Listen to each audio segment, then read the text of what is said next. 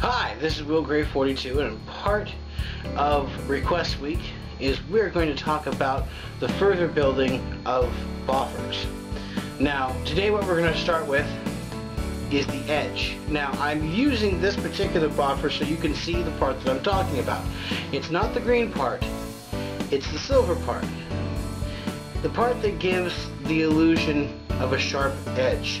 Now, these are usually used for my more advanced students, people who actually have learned how to strike with the edge.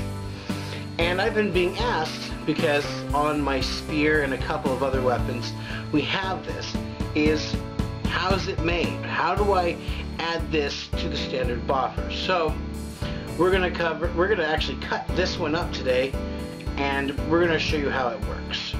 Anytime that you are cutting, please always be careful. Use a sharp instrument and try to cut away from the body. Now, the first thing that we're going to remove is this base piece. The base piece, if you've seen my other videos of how to build, is an end cap to protect everything else and actually hide the actual artwork. I'm going to actually just remove it. So what I'm going to do from here is cut through and make a hole all the way around.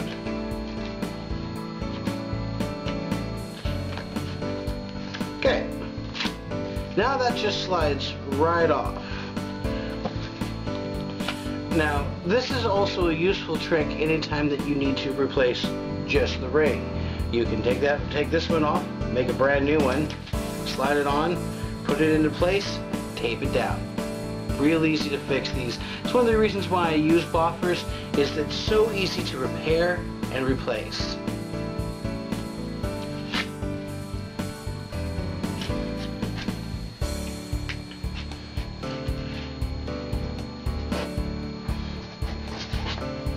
This is some of the materials that I work with. Now, one of them is a blue, thick foam that actually maintains its shape well, but is relatively flexible. This is what it looks like when you buy it. Now, where I got mine was, the location was Walmart, and I got it in the camping section. What it is a pad to lay under your sleeping bag. But this stuff works great for your edging, which is what we're going to be using with this. Alright, this is the blue foam for the edging. As well, any sort of hand guard can be made with this stuff as well. And that literally is putting a hole here, putting a hole here, and then hooking it to your handle. And then taping as required. Making a hand guard is simple, simple, simple. If you don't like this particular stuff, or you can't get it, I also found this stuff at Orchard. Now, it's really more malleable. It is a very flimsy material, but it also is pretty thick, alright? Kind of squishy. Alright, so it depends on the feel that you're looking for. Where one is more squishy and more comfort fit feeling in your hand, the other one's a little bit more durable and will take a little bit better blow. So it will depend on you which particular material that you use, and depending on the material you use, you'll get a different outcome. I suggest making it with both and seeing which one you like. Now, part of this trick is a reverse engineer. I mean, you can take apart a boffer and figure out how it's made. So right now, what I'm doing is peeling back the layers. Now, what I did was, after I built the edge, I used the green as a back layer, something to cover up the edging with.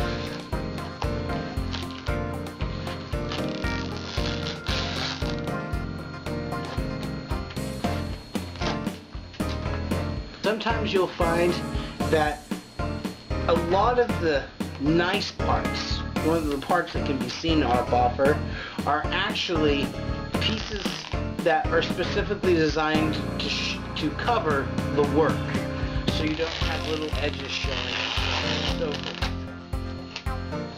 Now we're down to the foundation of the edge. Alright, I originally used this really horrible forest green color, and I mean, you can tell by the light color here, the difference in green. Now this edge here, you can see how I anchored it. Alright, it's taped on here, flattened down on the edge, and then anchored to the actual boffer. Alright, this way if it gets hit this way, this anchor will hold it in place. If the blade gets hit this way, this anchor will hold it in place. So once you have this in, anchor it down. Now that the outer layer of tape has been removed, we can now actually take the time to see what was actually done to make this edge. Alright, what this is that blue foam that makes one single edge. Now notice the cut here, okay? What this is the PVC pipe, the PVC insulation, alright, to come in. So that when it comes to fit in the groove, it actually lines up and levels out with it. That is the key right there. Getting this cut to fit the insulation inside. That is the big key, alright, to make it all fit in. Now without the blue edge, it's just a groove. We've made a standard boffer and then cut out a groove the size of this blue foam. And then the blue foam literally just slides into place. Once it's in place and set, then you tape it and anchor it down into position. Alright, this edge is set based off of this cut. I cannot stress this enough. Alright, now I can't give you the exact angles off the top of my head, but what it is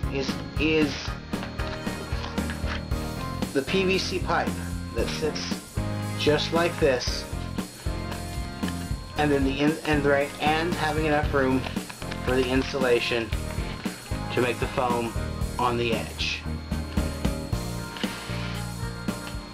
On here, I put a little extra tap, just a little bit, and what that's for is to help anchor, because once you get it into place, then you tape over this way and it holds it in place. So that's how you make an edge. So I suggest now you sit down with some foam, and I suggest the heavy-duty camping foam that's used as a pad for underneath your sleeping bag. You can find it in some camping places. I found it in the camping section of Walmart. Alright, good durable stuff. This is the stuff to use. It makes handguards, it makes edges, and it also makes a wide variety of other things. Now soon you'll be seeing some of the armor that I built. Now the armor that I build is made out of this stuff. Alright, almost all of it is made out of this and duct tape. So, if you have any questions, write down here, make comments. Please make some videos of you building boffers with edges and handguards. And please understand, never forget this. Your first one is going to come out horrible. It almost always does. Building boffers, like anything, is a skill that you have to practice to get any sort of perfection in. Now, of course, you'll never be perfect. I make mistakes all the time. You're not striving for perfection. You're just always trying to make it a goal, so you always have an opportunity to grow. So, remember, this is supposed to be fun. This is supposed to be a pastime. If you're getting frustrated or angry, set it down, walk away, take a breath, then come back to it. Also, remember, just like sword fighting, you are completely held to the boundaries of your imagination. If you can't imagine it and you can't picture it, you can't very well make it. So, keep dreaming, keep trying, build those boffers, love what you do.